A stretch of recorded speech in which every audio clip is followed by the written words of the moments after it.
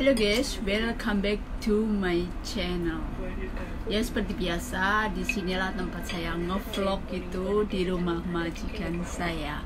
Oke, kali ini saya ingin berbagi tentang siapa sih yang gak pingin kaya. Seperti halnya saya juga ya, merantau ke Hong Kong pun saya juga pengen kaya, ingin kaya. Tapi apa yang dimaksud atau definisi kaya itu? Dan inilah orang terkaya nomor 1 di Hong Kong. Tentunya Anda atau udah tahu, beliau bernama Lee Ka-shing, berarti marganya Lee. Beliau itu seorang kelahiran Guangzhou, China. Tapi karena ya biasa ya, banyak orang China itu ke Hong Kong. Ya sama halnya kayak Jawa, orang Jawa ke Jakarta ya, disitulah. Oke friend, jangan lupa ya, like, share, and subscribe. Sebelumnya kita akan membicarakan tentang bagaimana sih prinsip orang kaya itu. Orang kaya yang sesungguhnya, bukan kaya abal-abal atau pansos. Oke guys.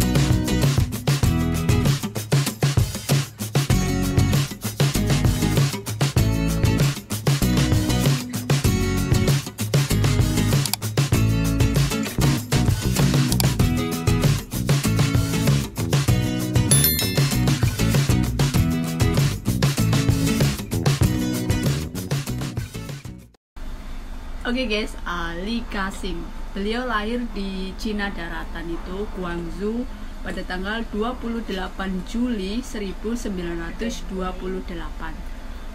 Lah, beliau itu bukan dari orang kaya ya, berasal dari keluarga yang sangat miskin pada waktu itu. Nah kemudian pada waktu itu karena penjajahan Jepang itu kan ya, seperti saya sering cerita ya, perang PD1, PD2 itu udah perjanjian. Kalau PD1, PD2 itu ya, Prancis, Inggris, Rusia. Nah itu kan udah berjanjian, kayak Belanda, Jepang itu menjajah Indonesia lah. Pada waktu itu Jepang juga menjajah China ya. Nah karena dijajah China, akhirnya Lee Ka-shing itu hijrah gitu ya, pindah gitu ke Hong Kong bersama orang tuanya gitu.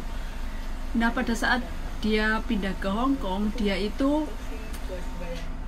karena miskin gitu, nggak bisa melanjutkan ke sekolah yang bahkan kuliah pun tidak bisa. Pada saat dia usia 15 tahun, ayah beliau meninggal. Nah setelah itu, di saat dia 15 tahun, akhirnya dia diharuskan untuk bekerja gitu ya.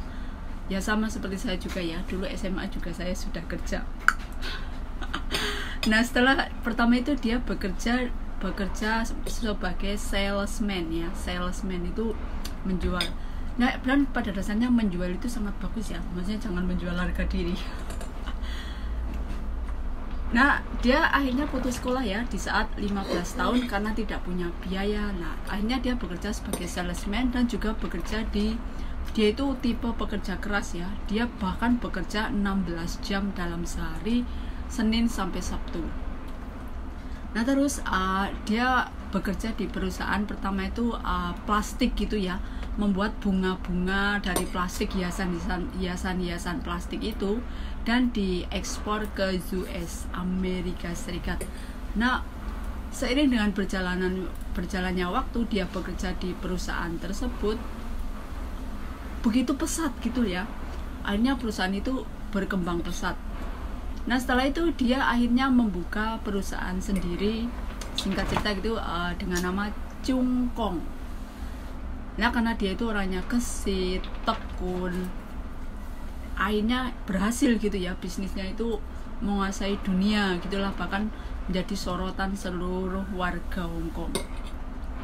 Nah setelah itu dia mulai merambah bisnis properti lah ini. Makanya kalau bisnis itu yang nyata-nyata saja gitu, seperti properti itu, rumah itu ya, tapi dia punya prinsip tersendiri.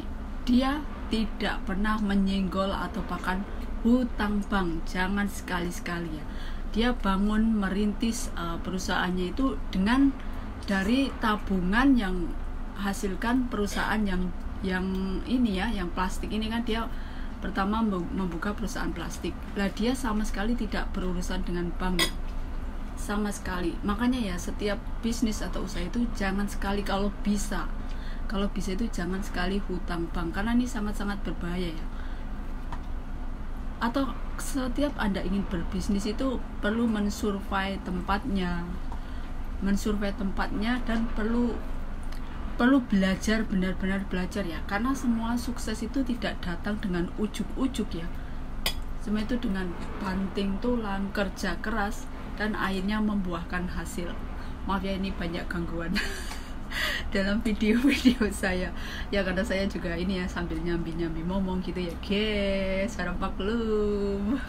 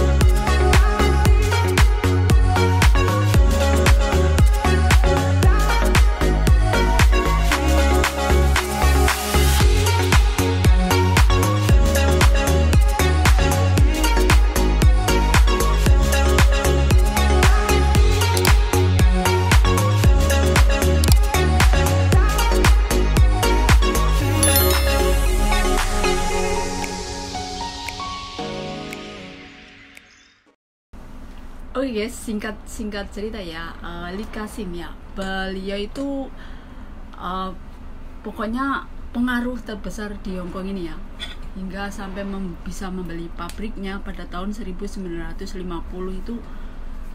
Ibaratnya menjadi ikon Hong Kong gitu ya, namanya perusahaannya itu Cheung Kong ya, nama-nama Cina gitu, di bidang kayak plastik gitu. Kemudian setelah itu berkembang pesat gitu ya, dari tahun 1950 hingga 1971 perusahaan dia itu masuk ke dalam bursa efek Hong Kong, dan dia merambah dunia properti. Nah dia mempunyai 2 orang anak ya, anaknya semua cowok, laki-laki gitu. Namun beliau sekarang seorang duda ya, karena pada tahun 1990 istri beliau meninggal yang dinikahi pada tahun 1963. Beliau itu sangat berpengaruh dalam ekonomi di Hong Kong ini ya. Berarti beliau itu orang hijrah ya, maksudnya dari China ke Hong Kong, dan akhirnya memprakarsai semua perusahaan, bahkan dari properti, bahkan dari kayak internet itu. Kalau di sini kan ada smartphone, people, 3G lah, yang mereknya 3, gambar angka 3 itu milik beliau ya. Bisnis itu merambah ke banyak banget perbisnisannya, orang kaya ya, perlu ditiru itu. Namun walaupun beliau itu sangat kaya, beliau masih tetap menghormati norma-norma agama, juga sederhana, rendah hati ya. Emang begitulah prinsip-prinsip orang kaya ya. Orang kaya yang sesungguhnya ya, bukan abal-abal atau pansos begitu ya. Beliau itu dia mengajarkan kepada generasi milenial itu untuk bagaimana cara menghandle keuangan atau tentang gaji ya. Harus gaji itu harus dibagi-bagi ya. 30% untuk bisnis yang akan datang, 30% untuk beramal. Maksudnya cara beliau beramal itu, beliau dalam seminggu sekali dia selalu mentraktir teman-temannya gitu ya. Kalau di luar negeri kayak gitu ya, misalnya makan bareng, jamuan makan gitu, beliau yang mentraktir, dan dari situlah beliau bisa sharing. Nah, intinya kalau dalam agama saya namanya bersedekah gitu ya. Nah, cara beliau itu ya bersedekahnya begitu juga banyak charity itu kayak apa itu ya, ajang sedekah gitu ya, ada juga. Beliau selalu memprakarsai begitulah, donatur, menjadi donatur lah. Selain itu juga dia menabung. Ya, jangan lupa ya, dalam setiap gaji itu kalian jangan boros dan harus rajin menabung. Ya guys ya. Kalau tidak menabung, karena kita itu jangan meremehkan ya, walaupun kecil itu menabung itu harus ya. Walaupun mungkin dalam setiap bulan kamu mampunya 100.000 rupiah atau 1.000 rupiah, menabung itu penting. Inilah poin-poin yang diajarkan Likasing untuk kaum milenial saat ini ya. Menabung, dan bila engkau terlahir dari maksudnya dari keluarga yang miskin, berjuanglah terus, maksudnya lari keluar dari lingkaran zona yang nyaman tersebut. Kecuali misalnya kamu sudah kaya, barulah luangkan waktu bersama keluarga itu lebih banyak. Inilah prinsip-prinsip beliau, bahkan menjadi guru seminar gitu ya. Karena dengan kesuksesan beliau sekarang, bisnisnya semakin banyak, dari properti juga pemilik usaha mall. Dia termasuk nomor 1, urutan keberapa saya agak lupa ya, dalam Forbes gitu, orang terkaya di dunia. Jangan lupa ya friend, like, share, and subscribe.